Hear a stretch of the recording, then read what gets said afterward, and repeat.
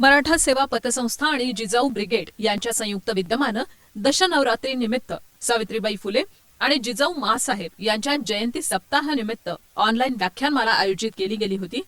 जय जय जय जिजाऊ अशा पद्धतीनं जिजाऊ माऊलींना वंदन करून आंतरराष्ट्रीय जिजाऊ ब्रिगेड्सच्या कार्याध्यक्ष सुजाताताई ठुबे, जिल्हाध्यक्ष संपूर्णाताई सावंत, पतसंस्थेचे सर्वेसर्वा विजयकुमारजी ठुबे, व्हाईस चेअरमन मरकड आणि वारकड तसंच शाखा अधिकारी अनुपमा भापकर यांच्या मुख्य उपस्थितीत व्याख्यानमालेचं पहिलं पुष्प स्वाती शेटे यांच्या विचारांनी गुंफलं गेलं। यामध्ये स्वाती शेटे यांनी आहार, विहार आणि झोप या 3 गोष्टींचं आपल्या आयुष्यातलं महत्त्व सांगून या जीवनाला योग आणि प्राणायामाची जोड दिली तर आपल्याला उत्तम दीर्घायुष्य मिळू शकतं हे त्यांनी अतिशय सोप्या पद्धतीनं आणि अनेक उदाहरणं देत पटवून दिलं। तर आज आपण विषय निवडलेला आहे योग आणि आहार, है ना। तर योगा हा का केला पाहिजे आणि योगाचं महत्व काय आहे। योगा म्हणजे काय, तर आत्म्याचे आणि परमात्म्याचे विलीन होणे, एकमेकांशी जोडले जाणे म्हणजेच योग। शारीरिक, मानसिक, भावनात्मक, बौद्धिक आणि सामाजिक या सर्व लेव्हलवरती श्वास आणि शरीर जिथे जोडलं जातं त्याला योग असे म्हणतात, है ना। आणि हे खूप पुरातन काळापासून चालत आलेलं आहे। रोज सकाळी आपण आपली जीवनाची सुरुवात ही योगाने केली पाहिजे। जर तुम्ही रोज मॉर्निंग वॉक करत असाल तर खूपच चांगलं आहे आणि ते करणं पण खूप गरजेचं आहे। रोज चालणे, निदान 40 मिनिटं तरी आपण रोज चालले पाहिजे आणि चालण्याची पद्धत पण आपण एका लयमध्ये चाललं पाहिजे आहे। त्यानंतर मग आपण थोडा मेडिटेशन केलं पाहिजे, 10 मिनिटं ध्यान केलं पाहिजे। जसं आपल्या शरीराला अन्नाची गरज असते तसंच आपल्या मनाला ध्यानाची गरज असते। तर 4 प्रकारे आपल्या शरीराला ऊर्जा मिळत असते। सगळ्यात पहिलं आहे आहार। तर आहार आपण कसा घेतला पाहिजे, आपलं जे शरीर आहे ते शाकाहारीसाठी बनलेलं आहे। आपले जे दात आहेत, आपले जे आतडे आहेत हे फक्त शाकाहारी भोजन करण्यासाठी बनलेलं आहे। तर आहार हा फक्त योग्य घेतला पाहिजे, दोन्ही हाताच्या ओंजळीमध्ये बसेल एवढाच। पण आपण काय करतो, नेहमी एवढा आहार घेतो, है ना, आणि शरीराची सगळी ठेवण बिघडून जाते, शरीराला व्याधी जडत राहतात। आणि आहार हा सात्विक घेतला पाहिजे, पालेभाज्या, दूध असेल, कडधान्य असेल, फ्रुट्स असतील तर योग्य आहार घे। खूप तेलकट पण नाही आणि खूप तिखट नाही, आंबट नाही, हे सगळं टाळायला पाहिजे। आहार योग्य तोच घेतला पाहिजे।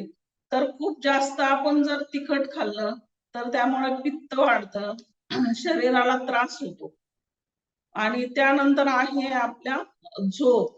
तर जेवढं आहार आपल्या शरीराला गरजेची आहे तेवढंच झोप पण महत्वाची आहे। खूप जास्त झोप झाली तर आपल्याला आळस येतो, कुठल्याच कामात मन लागत नाही। आणि खूप कमी झोप झाली तरी पण चिडचिड होती, डिस्टर्ब होतं, त्यामुळे काय होतं, ऊर्जा कमी होती। तर खूप जास्त पण नको आणि खूप कमी पण नको। झोप पण ही 8 तास झाली पाहिजे, म्हणजे प्रमाणातच पाहिजे। त्यानंतर आहे श्वास। शरीराला ऊर्जा देणारा तिसरा आहे श्वास। तर श्वास हा खूप व्यवस्थितरित्या जेवढा आपण दीर्घ श्वास घेतो तेवढं आपलं आयुष्य वाढतं आणि जेवढा आपला फास्ट श्वास होतो तेवढं आपलं आयुष्य कमी होतं। तुम्ही जर निरीक्षण केलं असेल तर कासवाचं जे आयुष्य आहे ते खूप भरपूर असतं, कारण की त्याचा श्वास घेण्याची लय ही लांब असते। आणि कुत्र्याचं जर तुम्ही निरीक्षण केलं तर तो एकदम फास्ट श्वास घेत असतो, तर त्याचं आयुष्य खूप कमी असतं। म्हणून आपल्याला जर श्वासाची लय वाढवायची असेल तर योगा आणि प्राणायाम हे आपण केलंच पाहिजे रोज। चौथं आहे प्रसन्न आणि शांत चित्त मन। तर मनाला प्रसन्न ठेवायचं असेल तर तुम्हाला ध्यान करणं खूप गरजेचं आहे, किंवा तुम्ही छान सत्संग ऐकू शकता, म्युझिक ऐकू शकता। यामुळे काय होतं की आपल्या शरीराची, मनाची ऊर्जा वाढते आणि मन प्रसन्न होतं। जेव्हा मन प्रसन्न असतं तेव्हा आपली सगळी कामं एकदम छान पार पाडायला सुरुवात होते। मन डिस्टर्ब असेल तर कुठल्याच कामात आपलं लक्ष लागत नाही। तर शरीर आणि मन हे श्वास हे एकाच नाण्याच्या दोन बाजू आहेत, जे एकमेकांना जोडलेले आहेत आणि यांना जोडण्याचं काम योगा करतं. आणि जेव्हा आपण योगा प्राणायाम करतो तेव्हा उपाशी पोटी हे केलं पाहिजे. तर त्याचा रिझल्ट आपल्याला छान मिळतो. सकाळी सकाळी खूप छान ऊर्जा असते वातावरणामध्ये. तर सकाळी हा योग्य वेळ असते या सर्वांसाठी. जर आपण वेळ आपल्याला नसेलच तर आपण जेवण केल्यानंतर 3 तासांनी योगा प्राणायाम करू शकतो. आणि या सर्वांसाठी जर आपल्याला आपलं शरीर व्यवस्थित ठेवायचं असेल तर आहार पण आपण योग्य घेतला पाहिजे. आणि आपल्या मनाची आणि शरीराची लेवल ही टिकवून ठेवली पाहिजे. म्हणून योग आणि आहार हे आपल्या जीवनासाठी अतिशय योग्य आहे.